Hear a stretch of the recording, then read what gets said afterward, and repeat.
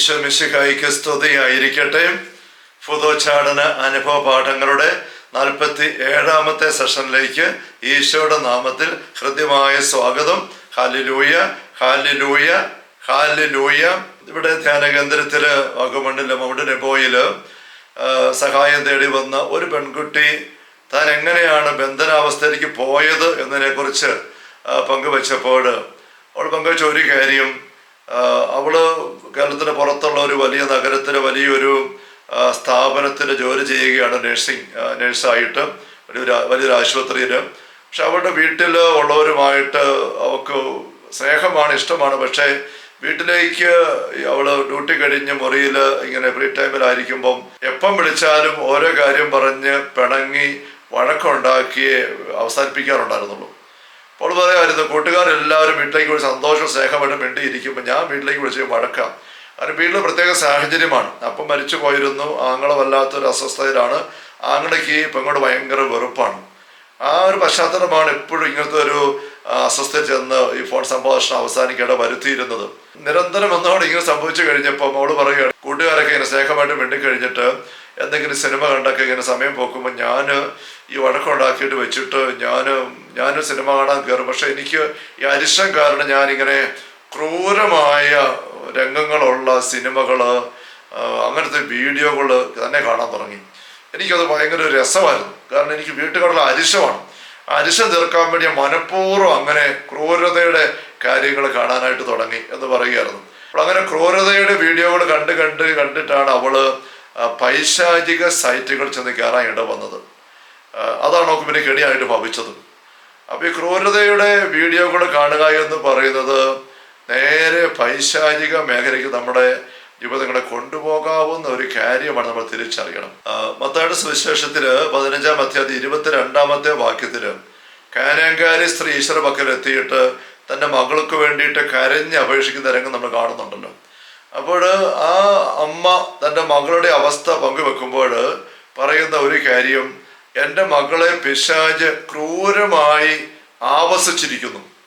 പിശാച് ക്രൂരമായി ആവസിച്ചിരിക്കുന്നു. പിശാച് ക്രൂരതയുടെ അരൂപിയാണ്. പിശാചില് ദയയില്ല, അനുകമ്പയില്ല, കരുണയില്ല. മറുവശത്ത് നമുക്കറിയാം, കരുണ, ദയ എന്ന് പറയുന്ന പരിശുദ്ധാത്മാവിൻ്റെ ഫലങ്ങളിൽ ഒന്നായിട്ട് നമ്മൾ ഗലാത്യ 5 വായിക്കുന്നുണ്ട്. മാത്രമല്ല ദൈവവും ബന്ധപ്പെട്ട ഒരുപാട് കാര്യങ്ങൾ കരുണയുമായിട്ട് ബന്ധപ്പെട്ട. എൻ്റെ സ്വർഗസ്വനായ പിതാവ് കരുണയുള്ളവനായിരിക്കുന്നവർ നിങ്ങൾ കരുണയുള്ളവരായിരിക്കുവാനും നമ്മൾ ഈശോയെ ദിവ്യകാരുണ്യനാഥ എന്ന് വിളിക്കുന്നു. ഈശോയുടെ പരസ്യവിധ രംഗങ്ങൾ വായിക്കുമ്പോൾ ഈശോ എത്രയോ പ്രാവശ്യം കാണുന്ന അനുകമ്പ തോന്നിയിട്ട് സംസാരിക്കുന്നു, സൗഖ്യപ്പെടുത്താനായിട്ട് തയ്യാറാകുന്നു. അങ്ങനെ അനുകമ്പയുള്ള ഹൃദയം, ദയയുള്ളൊരു ഹൃദയം, കരുണയുള്ളൊരു ഹൃദയം, അത് പരിശുദ്ധാത്മാവിൻ്റെതാണ്. നേരെ അതിന് നേരെ എതിരോടാണ് ക്രൂരത. ക്രൂരമായി ആവേശിച്ചിട്ട് മുറിപ്പെടുത്തുകയാണ്, നശിപ്പിക്കുകയാണ്, ഉപദ്രവിക്കുകയാണ്. നമുക്കറിയാം, വെറുപ്പ് കൊലപാതക തുല്യമാണ്. ഈ പെൺകുട്ടി വീട്ടുകാരുള്ള വെറുപ്പ് കൊണ്ട് അവരോട് പകരം വീട്ടാൻ വേണ്ടിയിട്ടാണ് ഇങ്ങനെ ക്രൂരതയുടെ കാര്യങ്ങൾ കാണാനായിട്ട് ഒരുപ്പെട്ടത് നമ്മൾ പറയാറുണ്ടല്ലോ. കൊലപാതകം, വെറുപ്പ് കൊലപാതകമാണ്. കൊലപാതകി പിശാചാണ് നമുക്കറിയാം. യോഹന്നാൻ 8:44 അവൻ ആദ്യം മുതലേ കൊലപാതകയാണ്. അപ്പൊ ഈ ഒരു യാഥാർത്ഥ്യ സൈക്കോളജി നമ്മുടെ ജീവിതത്തിൽ, പ്രത്യേകിച്ച് മീഡിയയിൽ, ഈ പറഞ്ഞ പെൺകുട്ടി ഫോണിലൂടെ മീഡിയ ഉപയോഗിച്ചുകൊണ്ട് യൂട്യൂബിലോ ഒക്കെ കയറിയിട്ടാണ് ഇങ്ങനെ ക്രൂരതയുടെ വീഡിയോകൾ കാണാൻ ഇടവന്ന് നമുക്ക് കെണിയായിട്ട് ഭാവിച്ചത്. അപ്പൊ നമ്മളും ഒന്ന് ശ്രദ്ധിക്കേണ്ടതായിട്ടുണ്ട്. ഇന്ന് സിനിമയുടെയൊക്കെ മേഖലകൾ ഒരുപാട് ക്രൂരതയുടെയാണ്. തല്ലുക, കൊല്ലുക, വെട്ടുക, വെടിവെക്കുക, അത് തന്നെ വളരെ ക്രൂരമായ രീതിയിൽ എതിരാളികളെ, ശത്രുക്കളെ ഇങ്ങനെ രക്തം ചൊരിയത്തക്ക രീതിയിൽ ചൊരിഞ്ഞും കൊന്നും ഒക്കെ പൈശാചികമായ രീതിയിൽ കൈകാര്യം ചെയ്യുന്ന ഒരുപാട് സിനിമകൾ ഇന്ന് ഒത്തിരി വിജയിക്കുന്നൊരവസ്ഥയുണ്ട്. ഒരുപാട് കാഴ്ചക്കാർ അതിനുണ്ട്. ഒരിക്കലും വളരെ പൈശാചികമായ ഒരു കൊലപാതകത്തിൻ്റെ ഒരു സംഭവം, അതോട് ബന്ധപ്പെട്ട് നിസ്സഹായതപ്പെട്ടു പോയ ഒരു സഹോദരി ആത്മീയ സഹായം തേടി ഇങ്ങനെ കൂട്ടിക്കൊണ്ട് വരപ്പെട്ടപ്പോൾ ആ കാര്യങ്ങൾ ഇങ്ങനെ കേട്ടപ്പോൾ അഭിനന്ദ പള്ളിക്കാരൻ പിതാവ് എന്ന് പറയുകയായിരുന്നു, only devil can do like that. ഏത് ഈ വന്ന യുവതിയുടെ ഭർത്താവും 2 കുഞ്ഞുങ്ങളെയും വെറുപ്പ് നിറഞ്ഞ ഭർത്താവിൻ്റെ അനിയൻ വെറുപ്പ് നിറഞ്ഞിട്ട് ഒരു ദിവസം വാക്കത്തേക്ക് വെട്ടി അരിഞ്ഞ് കൊന്നൊരു സംഭവം 10 വർഷം മുമ്പാണ്. അപ്പോൾ അത് കേട്ടപ്പം ഈ പിതാവ് ഇങ്ങനെ പെട്ടെന്ന് പറഞ്ഞൊരു കമൻറ്റ് ഇതാണ് നമ്പരത്തോടെ, only the devil can do like that. പിശാചിന് മാത്രം അങ്ങനെ ചെയ്യാനായിട്ട് പറ്റുള്ളൂ, ക്രൂരമായ പ്രവൃത്തി. അപ്പോൾ നമ്മൾ ഒന്നിനും ശ്രദ്ധിക്കണം. ഒന്ന്, ഈ ക്രൂരമായ പെരുമാറ്റം നമ്മുടെ ജീവിതത്തിൽ ഉണ്ടാകുന്നുണ്ടോ? നമ്മുടെ കുടുംബജീവിതത്തിലും ഇടപെടലിലും ഒക്കെ ക്രൂരമായി സംസാരിക്കുക, നമ്മൾ പറയില്ല മുറിപ്പെടുത്തുന്ന വാക്ക്, മൂർച്ചയുള്ള നാവ്, അല്ലെ കുത്തുവാക്ക് എന്നൊക്കെ പറയുമ്പോൾ ശരിക്കും കത്തി കൊണ്ട് വെട്ടി മുറിപ്പെടുത്തുന്നു, അല്ലെങ്കിൽ കുന്തത്തിന് കുത്തി കൊല്ലുന്നു എന്ന് പറഞ്ഞത് തന്നെ വാക്കുകൊണ്ട് പെരുമാറ്റമാണ്. അങ്ങനെ സംസാര പെരുമാറ്റവും വെറുപ്പ് തന്നെ ഹൃദയത്തിൽ നിന്നാണ് വരുന്നത്. അത് പിശാചിൻ്റെതാണ്. ചിലപ്പോഴൊക്കെ അത്ര ക്രൂരമായ പെരുമാറ്റം, ചിലപ്പോൾ അത് അടി, ഉപദ്രവിക്കല്, മർദ്ദിക്കല്, തൊഴിച്ച് അങ്ങനെയൊക്കെയുള്ള പെരുമാറ്റത്തിലേക്ക് പോകുന്നു. കുടുംബത്തിനകത്താണെങ്കിൽ പോലും അത് നേരെ പൈശാചികമാണ്.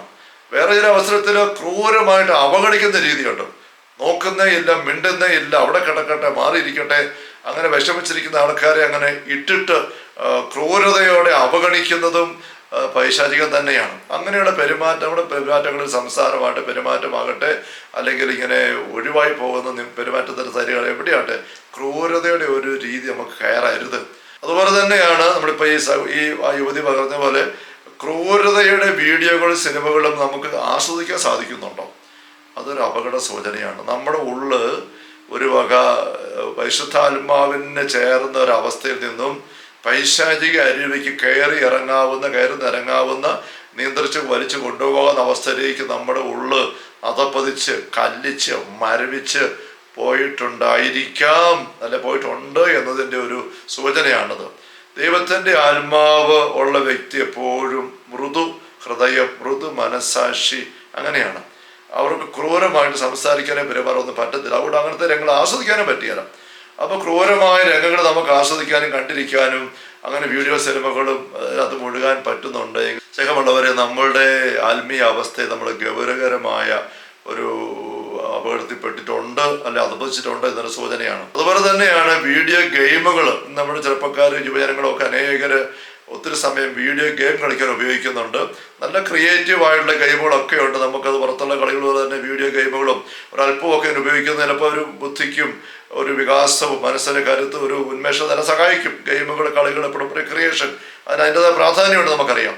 പക്ഷേ ഈ പല ഗെയിമുകളും ഇങ്ങനെ ക്രൂരമായി ആക്രമിക്കുക, വെടിവെച്ച് കൊല്ലുക, കുത്തിക്കൊല്ലുക, വണ്ടി ഇടിപ്പിച്ച് തകർത്ത് കൊന്നുകളയുക, ഇങ്ങനെയൊക്കെയുള്ള മേഖലയിലൂടെ കൊണ്ടുപോകുന്ന അനേക ഗെയിമുകളുണ്ട്.